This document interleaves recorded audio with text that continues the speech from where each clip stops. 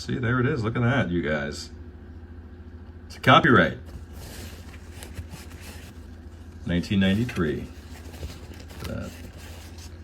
A fine year, I'm led to believe. So enjoy it.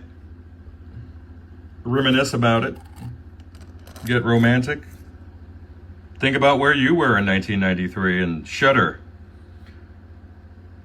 Maybe there was a scare with a woman that you didn't fancy so much, but she called and said, hey, I'm late, and you're it. Maybe that happened. And then for the next 3 weeks of your life, you're on an emotional roller coaster, waking up in a puddle of your own sweat and tears, going to the boss at your sales organization that following morning saying something to the effect of, you got to put me in, coach. It looks like I made a mistake and I really need to make the money.